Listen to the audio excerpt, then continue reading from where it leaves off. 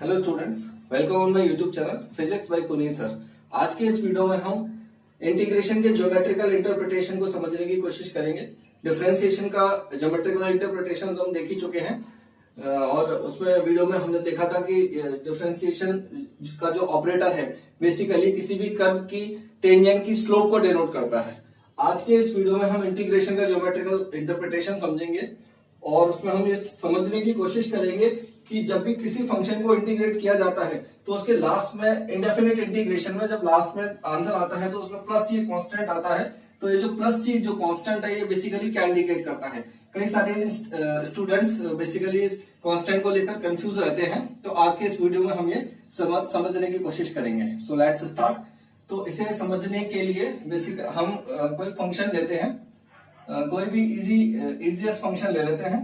तो हमने कोई फंक्शन लिया, let y is equal to कोई भी इजी फंक्शन 2x।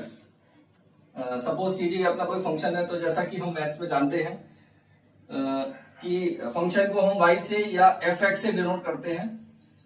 तो हमने मान लिया कि हमारा जो फंक्शन है वो ये fx है या y है, जो भी है।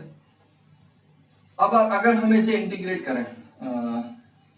करें तो हमें मिलेगा y of dx is equal to 2x dx। ये हम इंटीग्रेशन के अपने लास्ट वीडियो में देख ही चुके हैं कि ये बेसिकली जो नॉमेनक्लेचर इसके होते हैं कैसे कैसे होते हैं।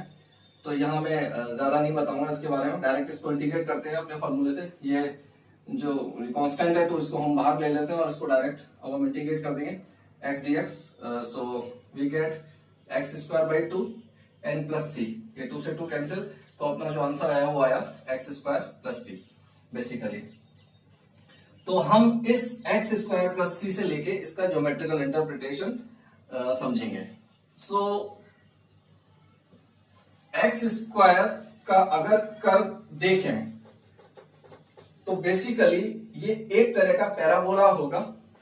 सो जैसा कि हम सभी जानते हैं कि पैराबोला जो बेसिकली होता है वो चार तरह के होते हैं। y square is equal to 4ax first parabola, y square is equal to minus 4ax second parabola, x square is equal to 4ay third parabola and x square is equal to minus 4ay fourth parabola. अगर हम इनके diagram देखें तो ये कुछ ये हमें इस तरह का मिलता है। First one is y square is equal to 4ax। ये पैराबोला कुछ इस तरह से होता है, ये पॉजिटिव एक्स एक्सिस की डायरेक्शन में इसका मुंह खुला होता है। y square is equal to minus 4ax is our second parabola, जो कुछ इस तरह से बनता है। x square is equal to 4ay is our third parabola, ये कुछ इस तरह से बनता है। और x square is equal to minus 4ay is our fourth parabola, जिसका डायग्राम कुछ इस तरह से होता है, यानी ये नेगेटिव वाई एक्सिस की डायरेक्शन में खुलता है। तो ये तो हम सभी को मालूम है, बस मैंने इसके डायग्राम्स बताए हैं एक बार। तो हमें जो इंटीग्रेशन मिला है वो मिला है एक्स स्क्वायर प्लस सी। तो अगर हम इसे कंपेयर करें तो हमारा जो पैराबोला बनेगा वो कुछ इस तरह का बनेगा। अगर हम इसे अपने से कंपेयर करें अपनी इक्वेशन से y is equal to x square plus c, तो y is equal to x square plus c का जो पैराबोला बनेगा वो ये वाला बनेगा। तो स्टूडेंट्स ये अगर हम y is equal to x square plus c का कर्व अगर हम ड्रॉ करें तो हमें एक पैराबोला मिलेगा कुछ इस फॉर्म का। Plus see here basically denotes the intercept cut on y axis।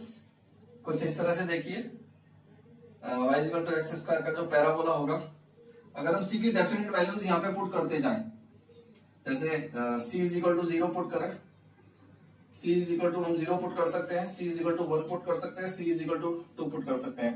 तो c is the intercept cut on y axis. ये डायग्राम थोड़ा सा गलत हो गया, ये डायग्राम एक्चुअल में तरह से जाएगा।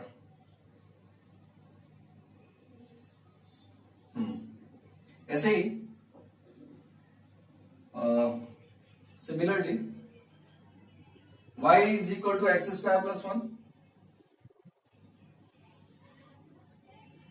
y is equal to x square plus 2 and y is equal to x square plus 3, so on.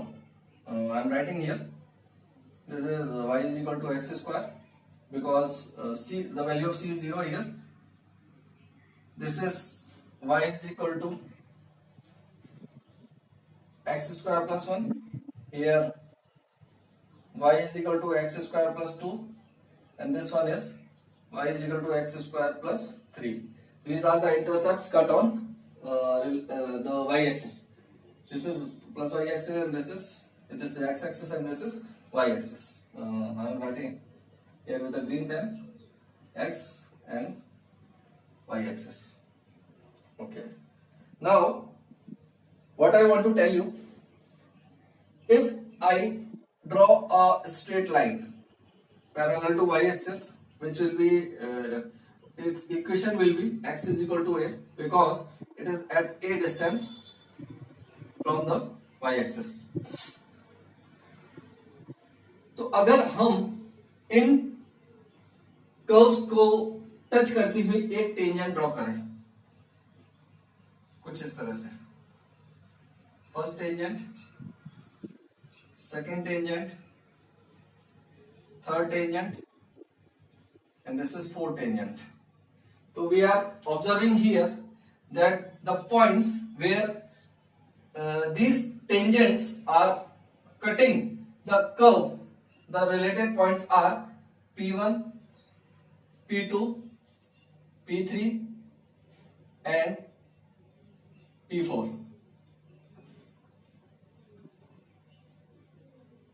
तो हम देख रहे हैं कि ये जो स्ट्रेट लाइंस हैं बेसिकली सभी एक दूसरे के पैरेलल हैं और ये इस तरह से फैमिली ऑफ कर्व्स को डिनोट करती है। मैंने अपने इंटीग्रेशन के लास्ट वीडियो में आपको बताया था कि ये जो प्लस सी कांस्टेंट है, दिस वन, ये बेसिकली फैमिली ऑफ कर्व्स को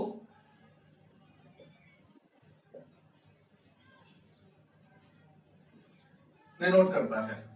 अब ये फैमिली कैसे बनी? We are observing here that there are many parabolas in this diagram. This parabola, first parabola is y is equal to x square, second one is y is equal to x square plus 1, y is equal to x square plus 2 and y is equal to x square plus 3, where c is the related intercept cut on y axis with parabola. Now what we do here, अगर हम इन curves की tangent को निकालें, tangent की slope को निकालें, so slope के लिए हमें क्या करना पड़ेगा, हमें इनका dy dx निकालना पड़ेगा। तो एक बार dy dx निकालते हैं इसका, इन सभी इक्वेशंस का यहां लिख लेते हैं। y is equal to x square plus 3, y is equal to x square plus 2, y is equal to x square plus 1 and y is equal to x square.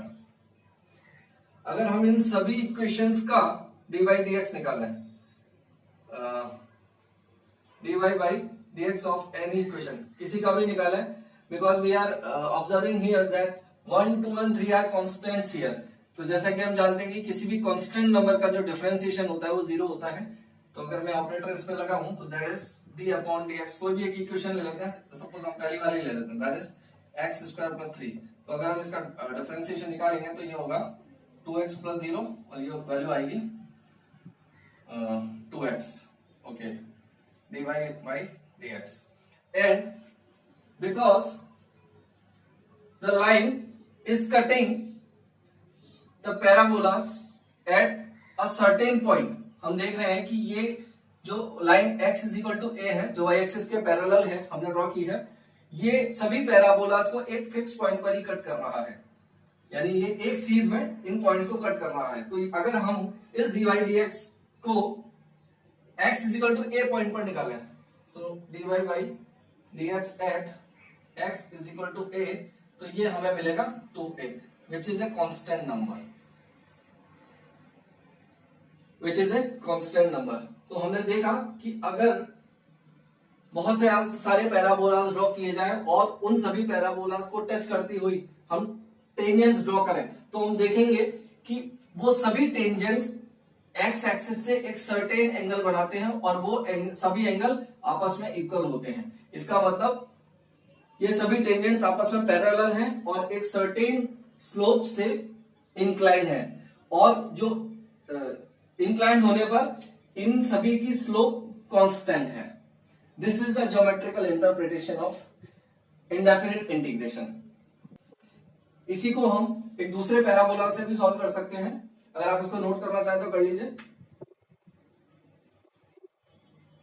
मैं होप आपने कर लिया होगा। अगर हम इसी तरह से इसका जस्ट रिवर्स पैराबोला लेते हैं, इसको भी देख लेते हैं।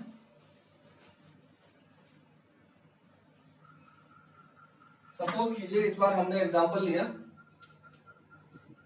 y is equal to minus x square plus c का। y is equal to minus x square plus c जो पैराबोला होगा इसका जस्ट रिवर्स होगा और वो कुछ इस तरह से ड्रॉ होगा। First y is equal to minus x square, second y is equal to minus x square plus 1, second minus x square plus 2, so on. Okay, I'm writing here. This is first parabola, y is equal to minus x square. This is second one, y is equal to minus x square plus 1, and this is y is equal to minus x square plus 2. This is the parabola. This is x axis, this is y axis, this is minus x and this is minus y. Okay, तो हमने देखा कि ये जो parabola है वो इस तरह से बनेगा। Similarly, same process here. What we do? We draw certain tangents touching these parabolas. एक ये,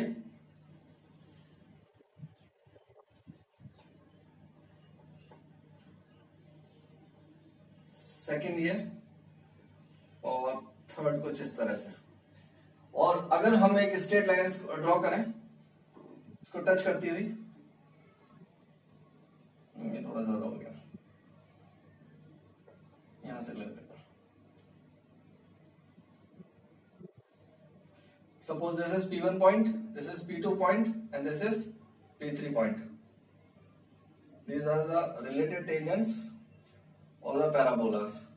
तो हम देखेंगे कि these lines are also parallel to each other and inclined at an angle, certain angle with the x-axis। यहाँ भी हम देख रहे हैं कि ये जो टेंजेंट्स हैं सेम एंगल थीटा से, जो भी एंगल हो, सपोज थीटा एंगल है तो यहाँ पे भी थीटा होगा, यहाँ पर भी थीटा होगा और ये एंगल भी थीटा होगा। So this is the geometrical interpretation of integration कि ये जो प्लस सी कांस्टेंट है ये बेसिकली फैमिली ऑफ कर्व्स को डिनोट करता है, और ये फैमिली ऑफ कर्व्स कुछ भी हो सकती हैं। यहाँ हमने एक पैराबोला का एग्जांपल लेके इसको सॉल्व किया था। अगर आपको वीडियो पसंद आया तो लाइक कीजिए, सब्सक्राइब कीजिए और अपने वैल्यूएबल कमेंट्स दीजिए।